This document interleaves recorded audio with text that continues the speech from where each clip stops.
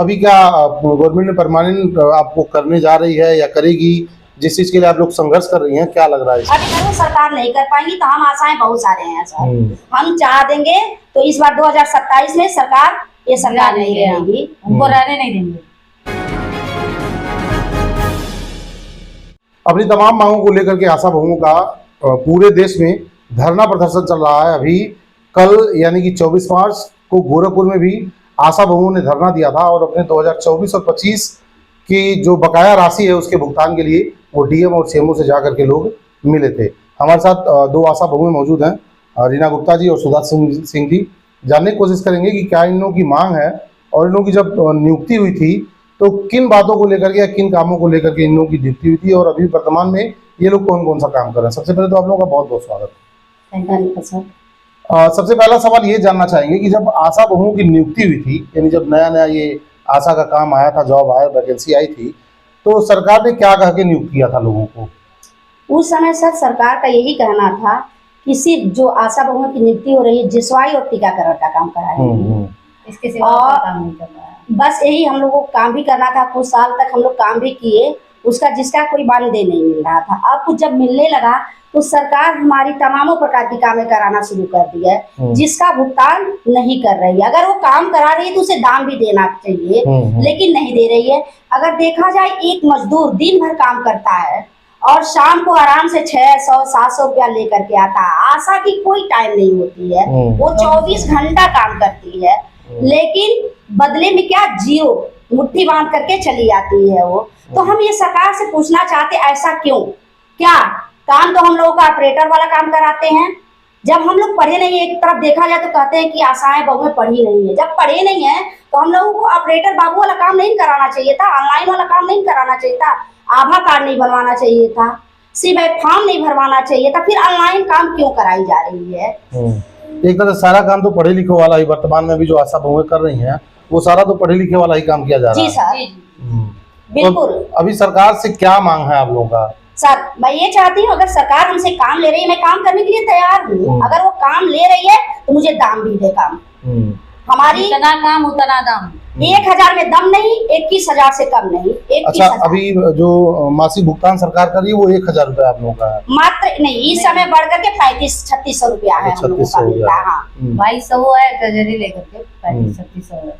तो अभी क्या गवर्नमेंट ने परमानेंट आपको करने जा रही है या करेगी, जिस चीज के लिए आप लोग संघर्ष कर रही हैं, क्या लग रहा है? अभी कुछ नहीं लग रहा है। मुझे लग रहा है कि ये सरकार नहीं करने वाली। इस सरकार में दम नहीं है, वो कर नहीं पाएगी आशा बहुओं का। अगर वो सरकार नहीं कर पाएंगी तो हम आशाएं बहुत सारे हैं सर। हम चाह देंगे तो इस बार 2027 में सरकार ये सरकार नहीं रहेगी, उनको रहने नहीं देंगे।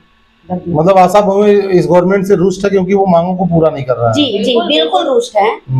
अभी क्या क्या काम आप लोगों के जिम्मे है?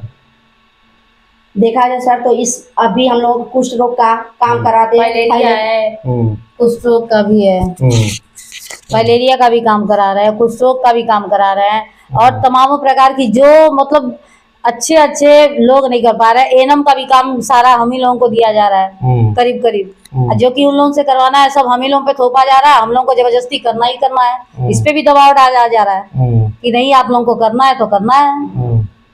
अच्छा, ऐसे तो अभी मैम बताई है 24 घंटे का लगभग हम लोग काम करते हैं, लेकिन ऐसे न्यूनतम यानी मिनिमम कहा जाए तो कितने देर तक आप लोग फील्ड में काम करती हैं? सर हम लोगों की कोई समय नहीं होती है, 24 घंटे काम करते हैं।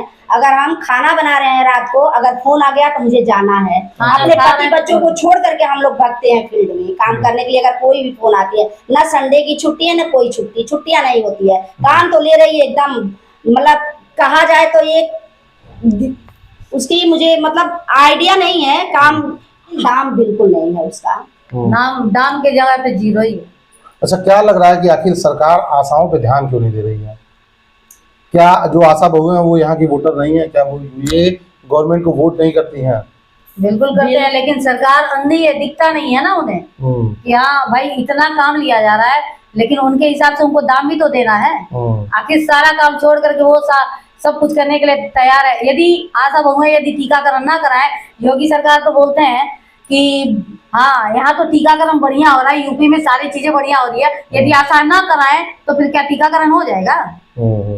तो इसके पहले भी बहुत धरना आप लोगों का हुआ, कई बार आप लोग अधिकारियों से या बड़े नेताओं से भी मिली, तो इसके पहले तक क्या आश्वासन मिलता रहा है? आश्वासन तो मिलता है सर, बट उसका कोई लाभ नहीं मिलता। आश्वासन तो सारे लोग देते हैं। अभी हम लोगों ने 23 में जब यहाँ लखनऊ गए थे तो वहाँ भी बोला गया था कि कुछ करेंगे, लेकिन अभी तक कुछ नहीं है। जो नहीं कर रहा उसका नाम बार बार आता है, आंगनबाड़ियों का नाम बार बार आती है। अभी देखा जाए तो अनुदेशक और शिक्षा मित्रों का कर दिया गया, आशाओं का कहीं चर्चा नहीं है सर। हाँ, इसलिए इस सरकार से उम्मीद नहीं है अभी।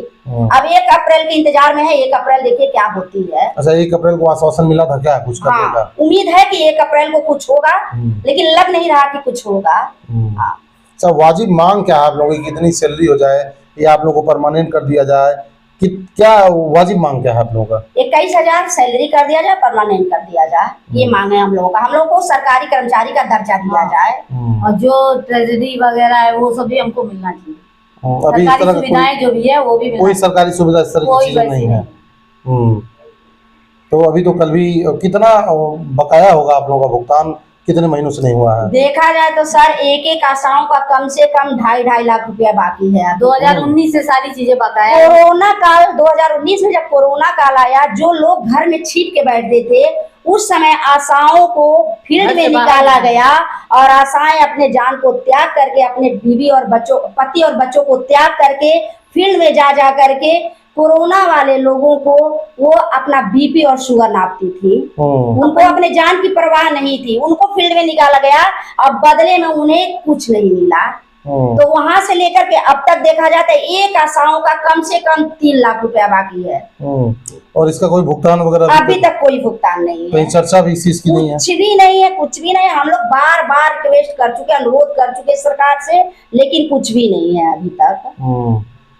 उसी दौरान कितनी आशाएं मतलब मर भी गई, लेकिन फिर भी उनका कोई ये भुगतान करने वाला चाहे किसी प्रकार से सरकारी सहायता राशि कुछ भी नहीं मिला। और हम लोग अपना घर द्वार छोड़ करके, अपना सब कुछ छोड़ करके, अपनी जान जोखिम में रखे दूसरे की देख रेख के लिए कोरोना काल में हम लोग को भेजा जा रहा था। मैं माननीय मुख्यमंत्री जी से यही निवेदन करूंगी कि वो आशाओं के बारे में भी सोचें और देखें। उनके पास भी परिवार है। आप जो दे रहे हैं 3500 रुपया, वो तो एक बच्चे का दूध भी नहीं होता महीने का। तो पढ़ाना लिखाना और खिलाना बहुत दूर की बात है। तो मेरा उनसे रिक्वेस्ट है, बहुत ही विनम्र निवेदन है कि आशाओं बहनों के बारे में वो सोचें। एक बात और मैं कहना चाह रही हूँ, हमारे माननीय मुख्यमंत्री जी का अभियान चलता दस्तक हर महीने चलता है, और हम लोग हर महीने ये काम करते हैं। हर घर पे जाते हैं, दस्तक देते हैं, उनको समझाते हैं कैसे रहना है, क्या करना। उसका भी 1 रुपया आज तक नहीं मिलता है। जितनी भी सीएचओ का वर्क होता है आशाएं करेंगी, जितनी भी एएनएम का वर्क होता है आशाएं करेंगी, सारी काम आशाएं पर हैं। तो वेतन क्यों नहीं आशाएं को लागू किया जा रहा है? आशाएं सारी काम करेंगी, बट वेतन लागू करें तो पहले। तो मैं बार बार यही कहूंगी अपने सरकार से कि आप आशा बहनों के बारे में सोचें, विचार करें, ताकि आशा भी भुखमरी से बचें। जो दस्तक कार्यक्रम है ये कितने दिन तक चलता है? जैसे बता रही हर महीने होता है, तो ये कितने दिन तक चलता है महीने में? 15 दिन तक। 15 दिन? 15 दिन तक चलता है। 15 दिन तक दस्तक को लेकर आप लोग फील्ड में रहती हैं? जी, 15 दिन तक ये चलता है। इसके बाद एक और प्रोग्राम चलता है, संचारी रोग भी पूरा चलता है। 1 महीने चलता है। दस्तक और संचारी को लेकर के 1 महीने तक ये चलता है। और उसमें जिसमें कि छोटे बच्चों को घर वालों को साफ सफाई के बारे में बताया जाएगा, और छोटे बच्चों को मच्छरों से बचने के लिए और चूहे छुछुंदर से बचाव के लिए, सभी डिजीज से बचने के लिए उनको सारी को समझाई जाती है। ये संचारी रोग और दस्तक हर महीने चलता है और पूरा महीना बीत जाता है इसमें? जी सर, हर महीने बीत जाती है। ये हम लोग काम करते भी हैं। एक तरफ हमारी सरकार कहती है कि हमारी आशाएं बहुएं रीढ़ की हड्डी हैं, और दूसरी तरफ उसी को लाठी मार रही है। रीढ़ की हड्डी कहते हुए भी कुछ नहीं सोच रही है सरकार। तो बताइए सर, इस सरकार पर कैसे कोई विश्वास करेगा? फिर भी मैं अपने माननीय मुख्यमंत्री जी से यही कहूंगी कि सर आप हम लोगों के बारे में कुछ सोचें और कुछ विचार करें, ताकि हम लोग भी भुखमरी से बचें। हालांकि देखा जाए तो स्वास्थ्य विभाग में जो आशा बहुएं हैं वो एक तरह से रीढ़ है सरकार की, स्वास्थ्य विभाग की।